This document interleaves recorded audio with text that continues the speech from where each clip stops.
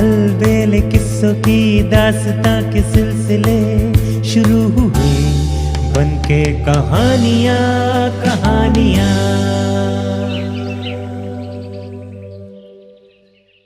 आइए सुनते हैं आज की कहानी कैसा बड़ा भाई। किशनपुरा में रहने वाले मांगीलाल जी की असमय आंखें बंद हो गई। जब तक वे जीवित रहे उनके दोनों पुत्रों में कोई विवाद नहीं हुआ, क्योंकि मांगीलाल बहुत समझदारी से अपने घर का काम चलाते थे। वो ये भी जानते थे कि उनका बड़ा लड़का भैरव बहुत चालाक है और छोटा लड़का भीम भोला और सीधा है।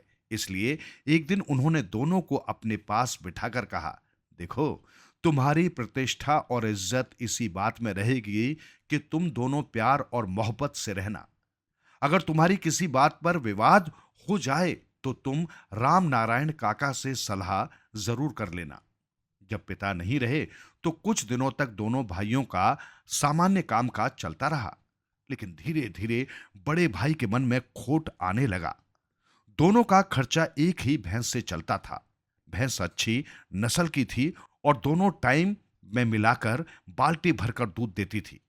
एक दिन बड़े भाई भैरव ने छोटे भाई भीम से कहा, देख भाई, अब हमें चीजों का बंटवारा कर लेना चाहिए।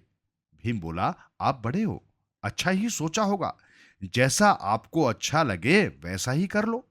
भैरव बोला, देख, ये एक भैंस है, इसका आगे वाला हिस्सा तो तेरा हुआ और पीछे वाला हिस्सा मेरा हुआ। इसी तरह हमारे पास एक कंबल है, दिन में तू ओढ़ लिया कर और रात में मैं ओढ़ लूंगा।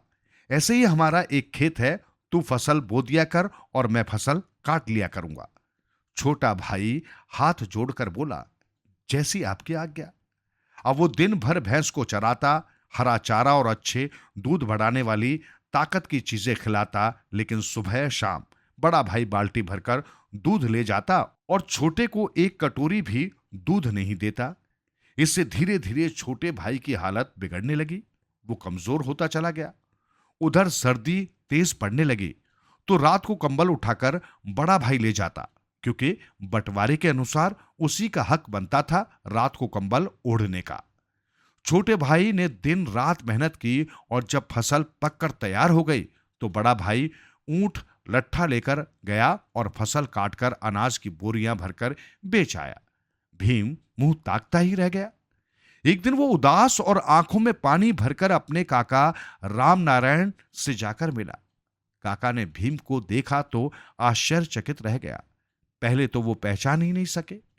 भरी जवानी में ही भीम बूढ़ा लगने लग गया था।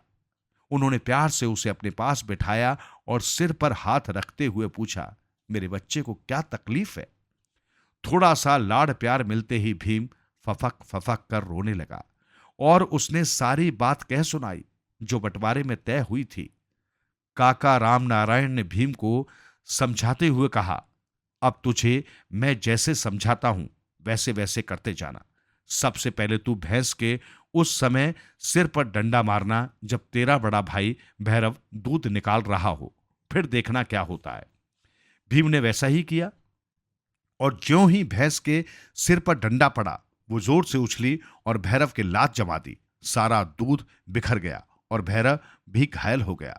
वो गुस्से में उगलता हुआ बोला, ये क्या किया तुमने? भीम ने हाथ जोड़कर कहा, मैंने भैंस से पूछा था कि आज भैया को तुझे 2 बाल्टी दूध देना है। इसने इनकार में गर्दन हिला दी तो मैंने इस पर डंडे बरसा दिए। मुझे ये अच्छा नहीं लगता कि ये भैंस आपके काम ना आए। लेकिन भैरव लाल पीला होता उठकर चला गया। सर्दी तेज पड़ रही थी, पूस का महीना था। शाम होते होते भीम ने कंबल उठाया और पानी से धोकर सुखा दिया। जो ही रात गहराने लगी और भैरव ने कंबल मांगा, गीला कंबल देखकर वो और ज्यादा लाल पीला हो गया। फिर तो ये रोजाना का ही काम हो गया। धीरे धीरे भैंस ने दूध देना बंद कर दिया। कंबल रोज रात को गीला हो जाता और अंत में जब फसल काटने के लिए भैरव खेत में पहुंचा तो वहां उसे देखकर वो सन्न रह गया, क्योंकि खेत सूना पड़ा था। वहां तो फसल बो ही नहीं गई थी। अंत में भैरव को अपनी गलती का एहसास हो गया। उसने अपने छोटे भाई भीम को बुलाकर माफी मांगी और कहा, लोभ के कारण मेरी बुद्धि खराब हो गई थी। अब हम मिलकर साझे में काम करेंगे। भैंस का दूध भी आधा आधा कंबल भी हम दोनों ओढ़कर साथ सोएंगे और फसल भी आधी आधी बांटेंगे। इसके बाद दोनों भाई गले मिलकर खूब रोए और फिर दोनों साथ मिलकर काम करने लगे।